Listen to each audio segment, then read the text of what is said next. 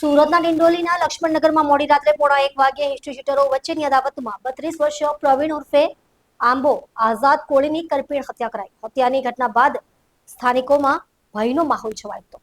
ડિંડોલીમાં લક્ષ્મણનગર વિસ્તારમાં ગત મોડી રાત્રે હિસ્ટ્રી શીટરો વચ્ચે લોહિયાળ અદાવતમાં 32 વર્ષીય પ્રવીણ ઉર્ફે આંબો આઝાદ કોળીની હત્યા કરવામાં આવી. તે ગુજસીટો કામ્સ એક્ટ એનડીપીએસ અને હુમલાના ગુનામાં સંડોવાયેલો હતો.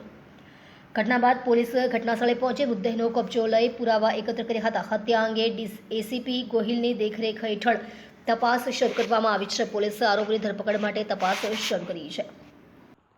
જી સાહેબ, કંઈક હત્યાનો બનાવ બન્યો છે ડિંડોલીમાં, શું વિગત છે? ડિંડોલી પોલીસ સ્ટેશનમાં લક્ષ્મણનગરમાં એક 29 તારીખ અને 30 તારીખની રાત્રે લગભગ 1:15ની આસપાસ એક ખૂનનો બનાવ બનેલો છે. જેનું ખૂન થયેલું છે એનું નામ છે પ્રવીણ ઉર્ફે આંબો આધાર કોળી.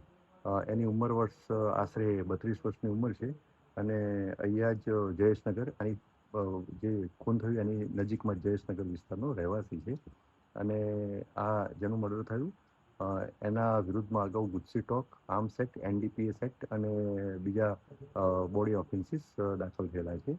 અને આ મર્ડરની અત્યારે હાલ ઇન્ક્વેસ્ટ પંચનામું કરી અને ફરિયાદ લેવાની અત્યારે કાર્યવાહી ચાલુ છે. પ્રાથમિક તપાસમાં જે હકીકતો મળી આવેલ છે